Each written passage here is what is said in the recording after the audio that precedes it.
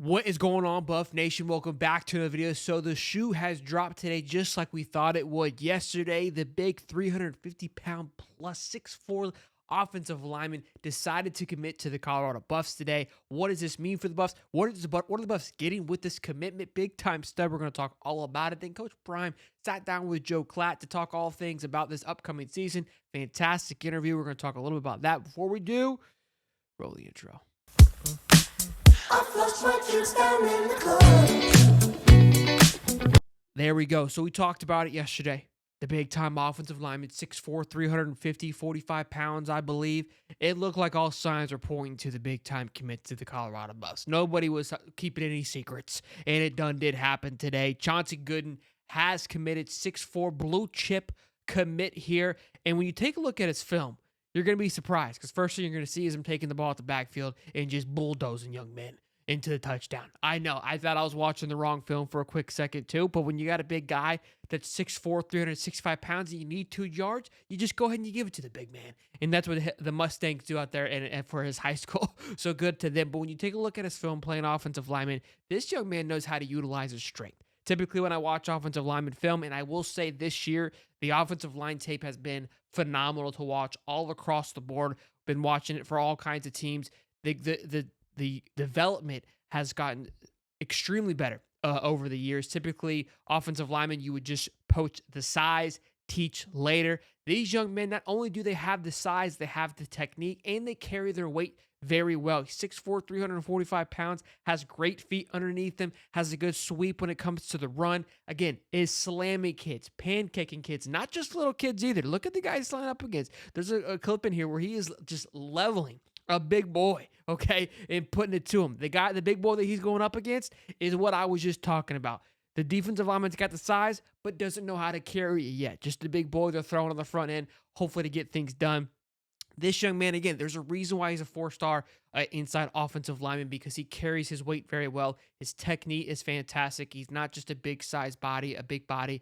He knows what he's doing, knows how to play the position very well, and can be somebody that can make an impact right away. And again, on a weekend that was so big for recruiting for Colorado, for the pitch for Juju Lewis, absolutely huge, absolutely massive. You got to believe this is going to keep that momentum moving forward in the right direction for, again, Juju Lewis and others. This class is starting to come together a little bit. I think it's like the 4th or 5th commit now for the overall. This is their 4th commit now. Again, sitting 77th overall, average rating of, I think, 88, I believe, of average player. Chauncey Gooden, Alex Graham, Montrez Walker, and, of course, Corbin Lejour, tight end player. So cornerback, tight end, and inside offensive lineman.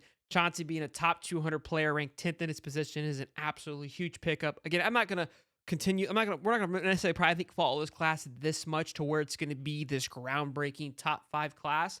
But it will be interesting to see the pieces that are put together and how he plans to attack recruiting this go-around. There was an interview that we're going to talk about here in just a moment that he had with Joe Klatt today, and he talks about that. We learned a lot. We made some changes. We're going to read some quotes from that here now, and I think it was a fantastic interview. I've only seen pieces of it. I haven't finished watching it just yet.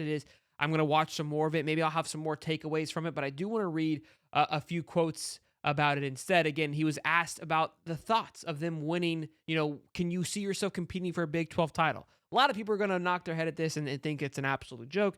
Coach Prime says, look, to do what you just mentioned, I feel like we address the needs and tremendous concerns protecting the quarterback. Forget he's my son. Forget all that, because when you place that, hate comes and you start getting crazy. And it's true. He says, that's my son. I want to protect him.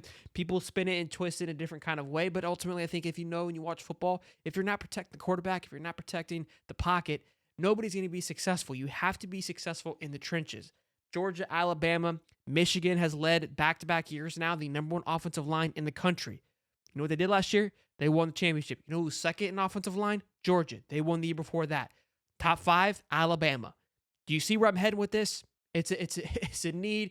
It is a must. Everybody knows that. Alabama, now, this might not be the hottest of topics, but in their early years, during the early stages, didn't have necessarily knockout quarterbacks like a Shedeur Sanders. They had a plug-and-play quarterback, but a fantastic system with a line that could just block anybody back there. And that's how they got it done. If you don't believe me, go take a look at those quarterbacks. I don't need to hear. I'm talking pre-Tua and Jalen Hurts. So no need to yell at me about any of the other nonsense. Okay, even Mac Jones, you start to see a little bit of struggle coming through him. So any enough about that. But here's the quote that I love. I think we're better, and not only on the field, we're better off the field. And that's not an insult to the guys that were here the previous year, but I think we got better, man. I think I'm better. I think the whole thing is better, and we're not done. From when this interview is going to be aired, we're probably going to have probably 10 to 15 more grown men that can help us right now. Now, I don't know when this interview was done. So I don't know. He's kind of saying, look, I think we're going to have some more guys added from high school and from the portal. I don't know when this interview was taken. But a big point of that is like, look, we're better all the way around. This isn't a shot towards last year. Again, it's the growing pains. We recognize where we struggle. We recognize where we could improve, myself included, because I know Coach Prime gets hit with the narcissist comment a lot about all about me, me, me, me, me. He's understanding like, look, I wasn't the best that I could be last year. It's a big growing pain, a big hurdle that you come from going from HBCU to Colorado. There's a massive leap. There's gonna be another massive leap this year. You're changing conferences. Obviously, the conferences, it's not going to be a drastic change, but it is different. And again, he also talks about the NFL approach, how they're attacking it from an NFL perspective, which is something that we've been alluding to on this show, which I think we'll see an impact of that, but I think it's going to take probably a year or so until we truly see that come full circle. Again, how it impacts the portal, how it impacts recruiting, etc. But look, I agree. I think what we've been following along this year, the coaches they've added, the pieces they've added. I still haven't made that video discussing the PFF rating, but to kind of give you some insight on it, right now, the Colorado defense has 2 to 3 top players in almost every position group, according to PFF, on their defense going into next year. That means they've got two defensive linemen in the top 10 for PFF from last year's rating. They've got a linebacker, 2 quarterbacks, I think a safety, edge players. This is something that the defense did not have last year. They had Travis Hunter, of course. We know what he was able to do, and their cornerback room was on its way up. But now it's in a place of it's very healthy, especially with the additions. Again, they've added to the transfer portal a ton of experience. Now, how do they carry that into the following year? It's another question for another day. But right now, they're in a great position. They're in the top 10 for the Big 12, which is exactly where they need to be. That many players in the top 10 for the PFF headed into next season. Start to ask yourself, is the possibility of winning the Big 12 and being a Big 12 champion, is it there? You got to believe that it is. Again, tough schedule. We've talked about that as well, but anything's possible. That's why I love college football. I always get hit with the kind of crazy perspective on it, but this is why I love college football, because it's any given Saturday. I don't care what somebody did last week. I don't care what somebody did last year. When you show up on Saturday, it's college kids, it's the atmosphere, it's the emotion of being a young kid. So much can happen. It's why we have the upsets. It's why we have the rushings of the field, because anything literally can happen, and it just takes a spark to happen, a team to believe they can get it done, and the ball starts rolling the right direction.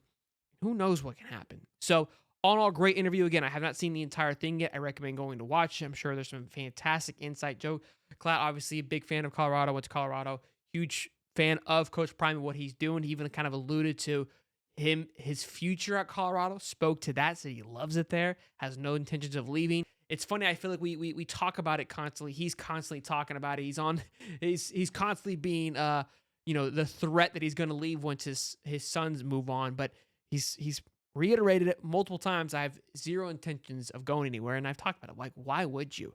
With the new landscape of college football, with the playoffs, you're in a fantastic position at Colorado. You're loved. You're going to have all the backing and support that you could need from boosters, your bosses, etc. You got everything you need, and you seem to have no issue getting 5 stars out there to Boulder. Once the wins start to come, the rest will follow. So slowly building those pieces together. I mean, he's already the king of Colorado to a certain extent. Who knows what's going to happen? I mean, I don't think they can build a big enough statue. Those guys go out there and win a Big 12 championship this year. It's going to be fun to watch. Hope you guys enjoy the content. As always, if you do, smash the like button, subscribe, and I'll see you guys in the next one. Peace and love, baby.